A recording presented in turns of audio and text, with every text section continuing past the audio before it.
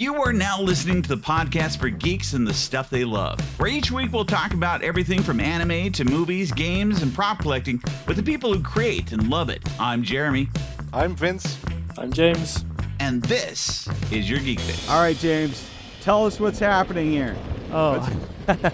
So, last weekend I went up to the northern part of Spain and sort of just a weekend getaway. Like it was a Now 6-hour let's drive all the way describe, up though, there. for those that can't see this first.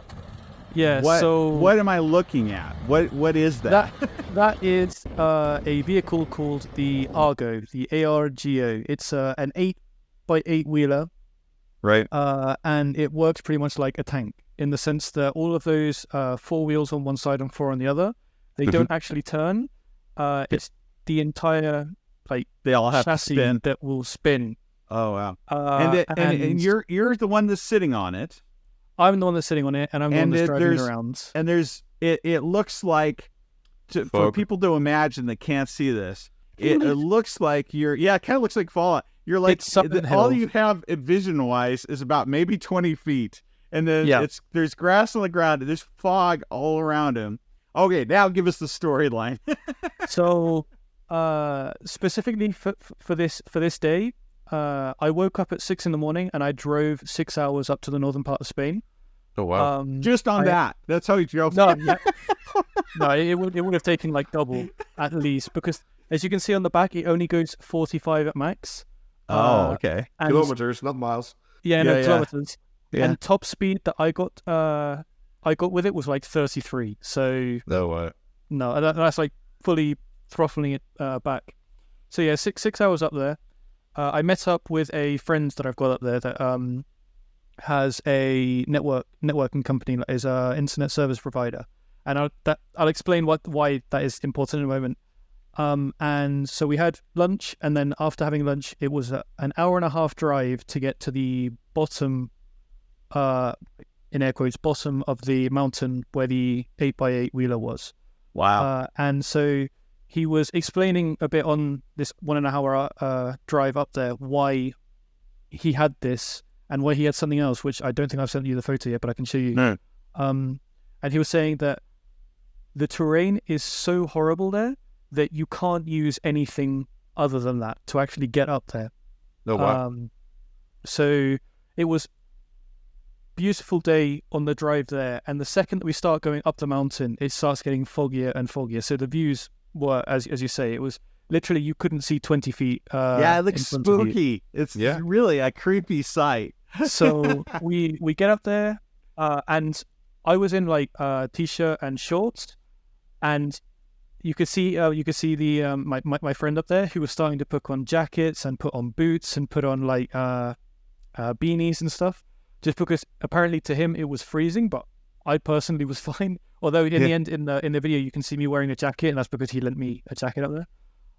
But we got on that and we started driving down this road. So it was sort of downhill at first, and then he said, "Do you want to see something cool?" And I said, "Okay." And he just swerved off and started going through a field, which had sheep in them, or sheep in it. And I have a video of us driving up and having sheep sort of run in front of us, which was very nice. Like, they were far enough away so that it wasn't going to be an issue. Yeah. But it was very interesting seeing like how far away they were, or how close they were. Sorry. And we kept going up, and he said, "No, we've done this." Well, he's drove that about 3 or 4 times by now, so he sort of had the tracks, knowing the rough directions to get up there. And so we reached a gate, it wasn't sturdy at all. It was just a very like crappy gate. And he said, "We have to leave this shut, so we have to open it and then close it again because they had cows in there." And he was telling me a story about how he went down the mountain to try and get some water for when he was working up there with his co-workers trying to prepare the whole internet thing. And apparently 2 cows got out. And so he was running around the mountain trying to get the 2 cows by chasing them down with a stick, which didn't go very well. Guys don't care. No, there weren't any cows there when we were up there anyway, so I don't know if the rest of them got out or what. But we only do sheep. we kept going up the mountain. and it was times where it was very steep, and then we had to go like deep, like just drop down. Lots of sharp turns, which, as I say, like the wheels don't turn; it turns the whole thing. So if you're accelerating and then turn, it jerks you because the whole thing has to stop. Yeah, it looks rough. And then we get to a point where it's just like this inclined. Wow. And so you sort of does had it to go ever up feel like it's gonna go? I mean, because the back of that is the way it's shaped. It stays pretty stuck to the ground. It was surprisingly sturdy. The only thing is it doesn't have suspension. So it's an extreme workout holding yourself in place while it's like throwing you around with all the bumps in the it's in the like mountain. the Mako in Mass Effect. So we eventually got up there, and the only reason we went up there was because he wanted to show me what he'd been doing for the next town that he was going to like provide internet services to, because they had to use radio antennas to sort of beam connection from one place to another. And so he beamed it from one mountain to this mountain, and then from this mountain into the middle of a forest, because like up north, at least in the area that he works in, they have pretty horrible circumstances to provide services to. Yeah, we got all the way up there. He showed me the solar panels that he put in, because obviously if the PSU power supply unit batteries were to run out, they need to have something that can charge it up there. Although with how it was pretty crummy weather, so it wouldn't have done anything useful. But then he drove us all the way up there, and then he said, right, you can have a drive around it if you want. And so that's what the video was. That was me driving around. And then after that, he said, right, do you feel comfortable going down? I said, sure, I guess. He said, you won't need to accelerate at all. You just need to really pump the brakes, because if you just hold the brakes in, they're not going to work. So you have to actively pump them to try and slow down. Wow. We made it down. The vehicle was unharmed. Oh, that's good. The sheep were gone. The sheep were not there anymore. And then got back to the car and then drove back down. And then from having all of that like foggy area up top, we went back down the mountain, and then it was completely blue skies again. So this was an impromptu trip too. I mean, it's kind of a cool adventure. The opportunity, like, you got to take those opportunities when they come. You never know what you'll miss, kind of thing. Yeah. No, so the actual reason, apart from the vehicle, was to go to a concert. Oh, really? Yeah. So what was the concert? If anyone's interested, it was a private concert, because the group had just gone part around Spain. What's their name? Suakai. I'll write it in the chat. Yep. So it's on my Instagram anyway. I shouted them out on my Instagram, and they responded to me, which was lovely. Oh, really? That's pretty cool. So it's a group of 6 musicians, and like then they've got the photograph, or like the video and photo crew, and the sound optimizers, and so on. But these 6 people can play multiple instruments. It's really funny watching them like do a concert in person, because they had the place where they did this private show was in a sort of like country house, where I found out afterwards that a weekend stay cost like €2,000. So we were very blessed to be there. Oh man. And, I'm trying to find some so they had pictures these 2 outside sections, and they just had like instruments sort of laid out everywhere. And oh, wow. It was very interactive, in the sense that we were sat down in one area and they were playing in that area, and then suddenly 2 people would get up and run into the other area, and they would like sort of recommend that you follow them, because they had to play the instruments. It's that were like in an interactive concert kind of thing. Yeah. Is this let's see here, is this them right here? Let's see. Yep, let's see. that's them. That's them. So so that guy there, his name is Ivan. So he's the main group leader, I guess you could say, and all of the music that they play or prepare is composed solely by him, which is amazing as well. Yeah, for all the instruments. Here's their webpage that shows like kind of what all it involves and the people involved and stuff. But kind of cool. Yeah, that looks awesome. and they're on Spotify if anyone's interested in listening. I've been listening to, I can write some of the names of the songs that I've been listening to, which I personally enjoy. Wow. It's a big group also. Yeah. Yeah. This sounds awesome. I'll have to share this with my, my kids are all into this sort of stuff. And the performance art aspect of it, it's kind of cool. I like stuff where it's interactive. It's almost like the Meow Wolf version of music. Here. That's right. Yeah. But at any rate, well, that's very cool. Yeah, nice. So do they let you video or anything when you're there, or not so much? Probably. No, yeah, they had no issues with people filming. So again, on my Instagram, on the last post that I uploaded, the very last video is part of the music from their concert, and that I haven't found that song or that piece on Spotify, but that's one of my favorite pieces. It's very pirate themed, it felt, but just the way where they were sort of building up to the eventual drop in air quotes was just very emotional, I guess, because you sort of really got into it, and the people watching also got into it because they just instantly started cheering and clapping, and that's cool. Right.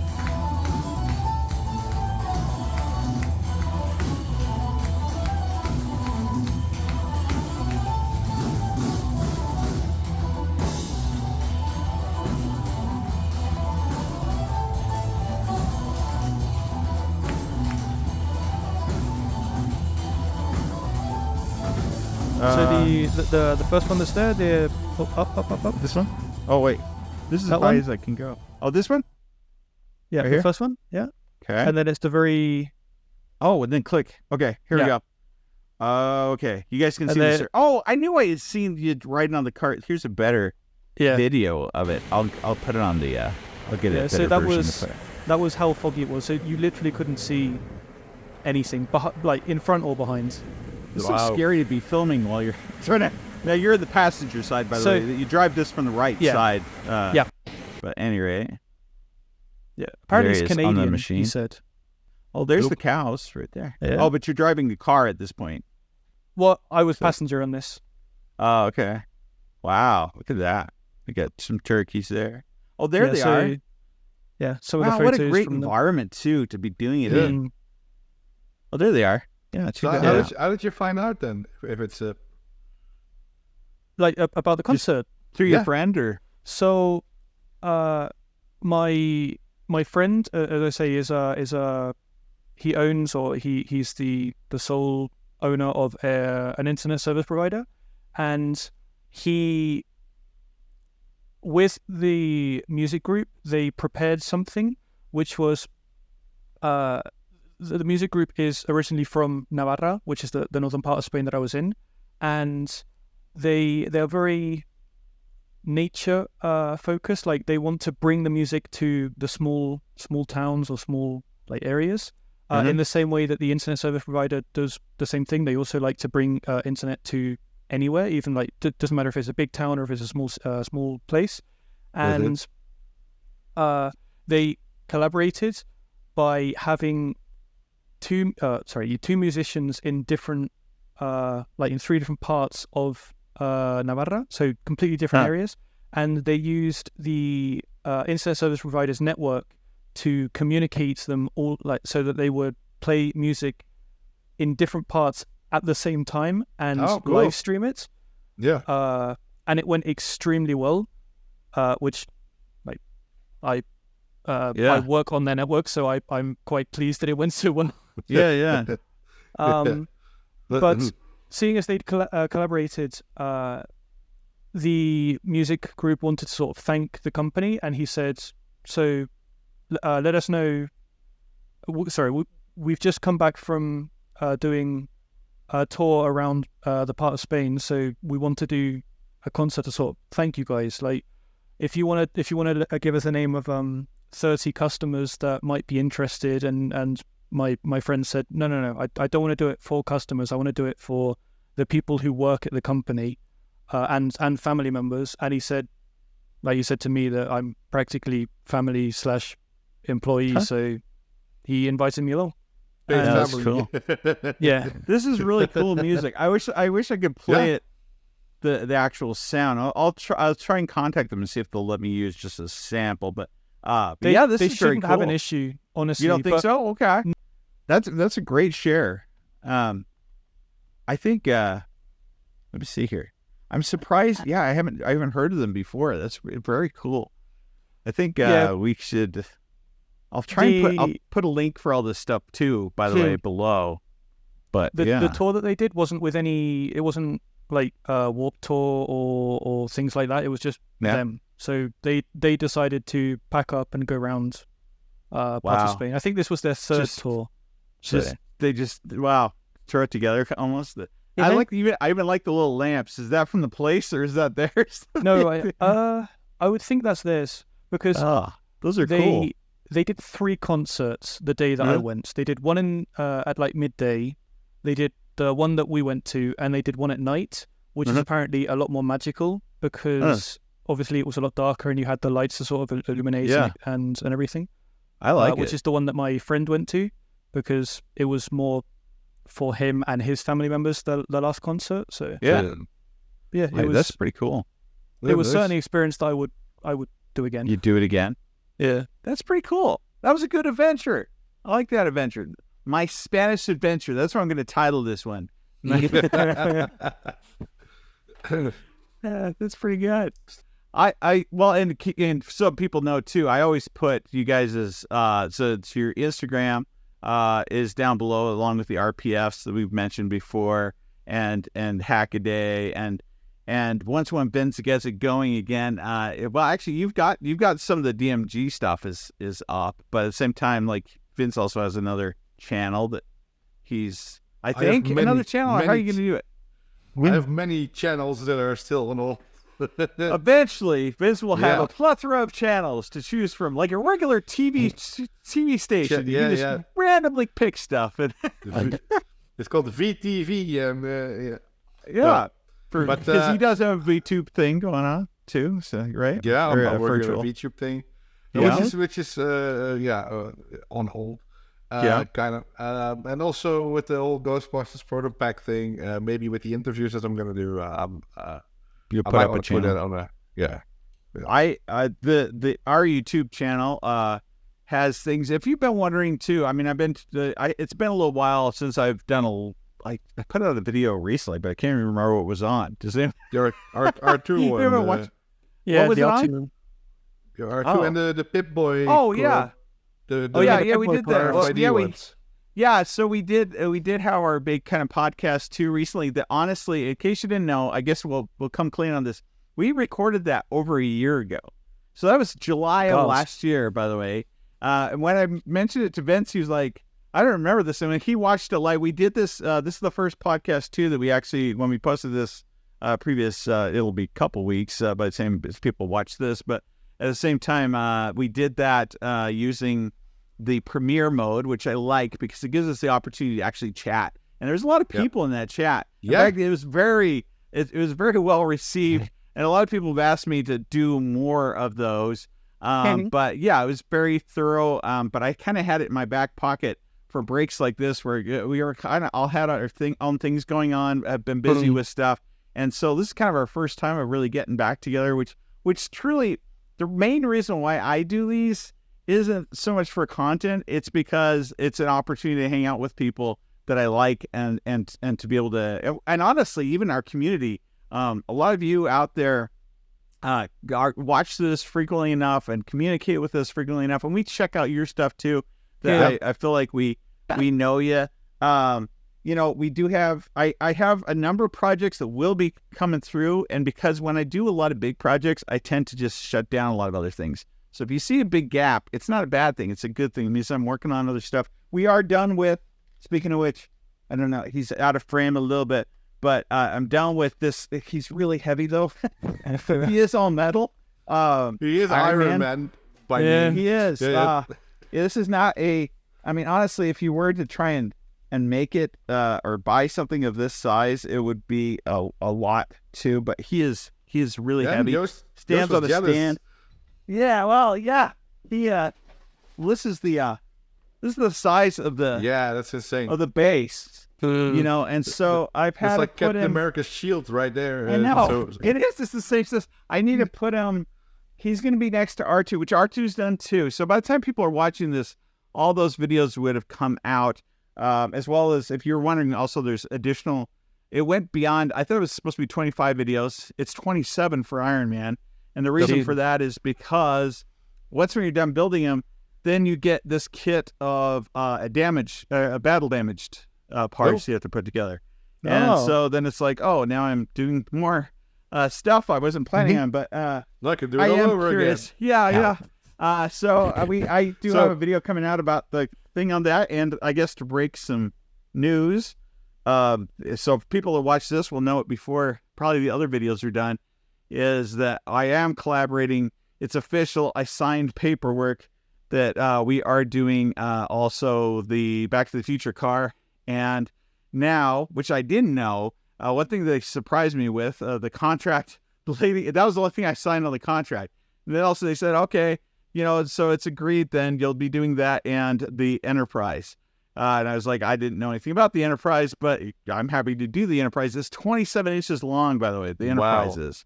And it lights up and it's high detail. It's made to look exactly like the actual one was huge and flipped upside down when they filmed it. Does it come with tea Earl Grey hot or? Yeah. Well, I'm doing a lot of Star Trek stuff too coming up. So literally the project I'm working on right now is a working from the original series, a working phaser, Type 2 phaser. When I say working, I mean as in, yes, it shoots out an actual laser. It's the final one that we did is 3 watts. I have to wear goggles for it. It does explode things. It does heat up a piece of coal. It, these are all things. It has to be dark things, though, I will tell you. So if you try doing these types of projects, which I don't recommend, this is the most irresponsible project I've ever done. And the final piece that was irresponsible was on those phasers. You might remember from the movies and stuff. There's a little switch on the back. You turn all the way up. You pull the trigger, and then it will explode, right? It goes, and then it explodes. So I created a loop for the batteries, and so which connects when you switch that to make it explode, and it didn't go the way I had hoped. So that'll be in the video. Well, it exploded, but not the way I had predicted it would. It was a pretty stupid idea, but you'll see that in the video. The Temu video is finally coming out, which is hilarious. But it just kept expanding because I kept buying crap on there, and then having more and more interesting experiences that I had to share, and including I got 2 free. Did I tell you guys about this? I got 2 free 3D printers from them. No. So, and I'll show how to get that, how to do that, and stuff. And then what's the other? There's another big project, but there's all these projects that are coming out, and then we also have some more collaborations as far as people that we also have that we're going to be interviewing. That I think these guys will be excited about when they come through. I've learned not to say who they are or to set things up because these things take a long time. But just be prepared. I've been doing this for a while. I've gotten used to being patient, but it's the good big things are going to be happening and fun things on here. So stay tuned for all that. If you've enjoyed this podcast and want more, stay tuned for that, but also check out our channel, join the community on YouTube that goes by the same name, Your Geek Fix. Be sure to check out Vinz on Twitter at massivedmg_ and on his YouTube channel, massivedmg. Check out James at Mr. Malto4 on Instagram and the Replica Prop Forum. We also want to hear from you, so be sure to send your questions, stories, and other projects to yourgeekfix@gmail.com. In the meantime, this has been Your Geek Fix.